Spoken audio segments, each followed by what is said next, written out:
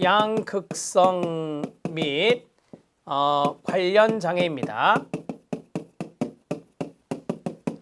자, 양극성 및 관련 장애를 제가 간단하게 한번 여러분들에게 소개를 하겠습니다. 첫 번째는 양극성 일형이라고 쓰겠습니다.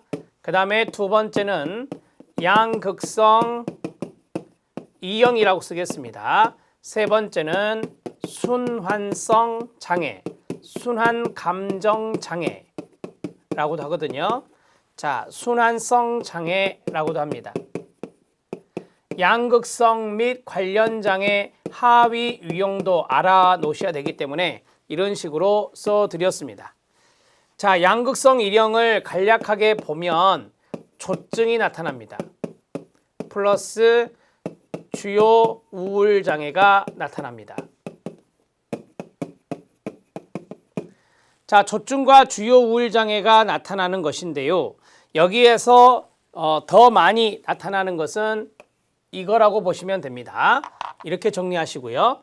자, 그 다음에 양극성 이형은요, 조증이 약합니다. 경조증이 되고요. 그 다음에 주요 우울 장애가 나타납니다. 주요 우울 장애가 나타난다. 그럼 여기에서는 이것이 더 강하게 나타나는 것이고요. 자, 그 다음에 세 번째, 순환 감정 장애는 경조증과 플러스 경미한 우울증이 나타나는 겁니다. 경미한 우울증이 나타나는 것이다. 자, 여기에서 제가 경조증과 경미한 우울증 두 가지가 나타난다라고 했죠. 이것도 가볍고 이것도 가벼운 거예요. 그런데 이게 2년 이상 지속되는 겁니다. 2년 이상 지속되는 거예요. 자, 소아나 청소년의 경우는 1년입니다. 최소 1년이에요. 자, 양극성 일형에 대해서 말씀드렸는데 거기 보면 단일 조증 사파라는 게 있어요. 단일 조증 사파가 있습니다. 단일 조증 사파의 경우는 단 한 번의 조증 사파만 나타나요. 한 번의 조증 사파. 기분이 고양되는 걸 말해요. 조증 사파가 나타나고요. 자, 여기 단일 조증이라고 그랬잖아요. 그러니까 여기서는 주요 우울 사파가 안 나타나는 거예요. 이거는 있지만 주요 우울 사파는 나타나지 않는다. 이렇게 별도로 보시는 게 좋습니다. 이렇게 정리하시면 돼요. 지금 여러분들 교재에서 빠져있는 부분이 바로 이거예요. 요거를 정리하시면 되는데, 자, 여러분 양극성 장애 퍼스트 일형 있죠. 맨 위에다 쓰세요. 그 위에다 쓰시면 돼요. 제가 써드리겠습니다. 최소 한 번의 조증 사파가 있습니다. 같이 쓰면 돼요. 최소 한 번의 조증 사파가 있으며 컴마시고요. 한 번 이상의 주요 우울 증상을 보입니다. 한 번 이상의 주요 우울 증상을 보입니다. 자, 이렇게 위에다 써주시면 돼요. 이게 누락이 됐거든요.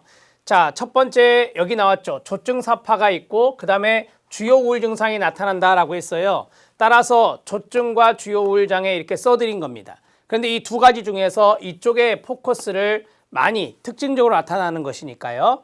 자, 양극성 장애 이형은 이게 특징적으로 나타나는 거예요. 주요 우울 장애가 특징적으로 나타난다. 그래서 앞에서 그랬잖아요. 양극성 이형은 조증보다는 우울증이 더 빈번하게 나타난다. 이렇게 설명해 드렸고요. 이것은 이제 가벼운 조증과 가벼운 우울증이 2년 이상 지속되는 것이고요. 이게 이제 핵심이에요, 여러분. 이 핵심적인 부분들을 잘 알아놓으시면 되고요.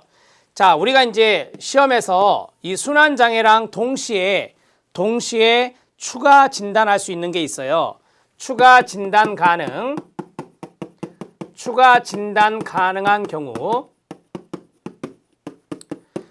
경우는 자, 순환 감정 장애가 나타났고 순환성 장애라고 쓸게요. 순환성 장애가 나타났고 그 이후에 예를 들어서 여기 있는 조증 사파가 나타났다. 조증사파가 나타났다. 자, 그러면 이것은 양극성 일형과 일형 진단도 내릴 수 있겠죠. 그 다음에 두 번째, 순환성 장애가 나타났는데 그 다음에 이제 주요 우울 장애가 나타났다. 주요 우울 장애가 나타났다. 그 다음에 경조증도 나타났다. 지금 순환성 장애가 경조증을 보였단 말이에요. 보였는데 보연 상태에서 경미한 우울증이 뭘로 바뀌었냐면 주요 우울 장애로 나타난 거예요. 그러면 이것은 양극성 2형도 될 수 있다 그 말이죠. 양극성 2형도 추가 진단이 가능하다. 예, 추가 진단 가능한 경우가 우리 시험에 출제된 지문이거든요. 그래서 알아놓으면 돼요. 자, 순환성 장애였는데 조증사파가 나타나면 양극성 1형으로, 그 다음에 주요 우울장애가 나타나면 양극성 2형이 되는 것이다. 이렇게 정리하시면 돼요. 그래서 이것도 진단이 가능하고 그 다음에 이것도 진단이 가능하다. 이렇게 정리하시면 되겠습니다. 자, 양극성 및 관련 장애를 한눈에 볼 수 있게 정리해 드렸어요. 그리고 우리가 앞에서 주요 우울장애 할 때 급속 순환성 양상 동반이 있었죠. 그거는 이거예요. 여기 양극성 일형의 세부 유형의 급속 순환성 양상 동반이 있다. 이것도 이제 우리 시험에 나왔던 거라서 노트가 필요하죠.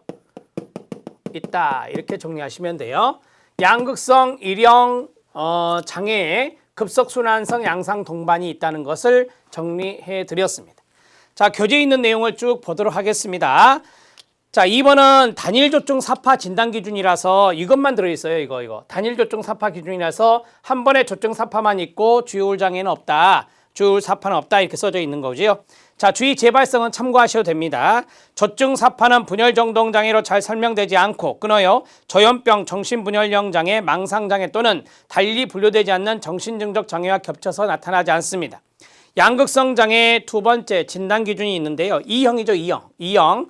자, 한 번 또는 그 이상의 주요 우울 사파가 있습니다. 여기 보면 주요 우울 사파가 있고요. 그 다음에 두 번째 적어도 한 번에 경조증 사파가 있습니다. 과력도 있고 여기 있네요. 경조증.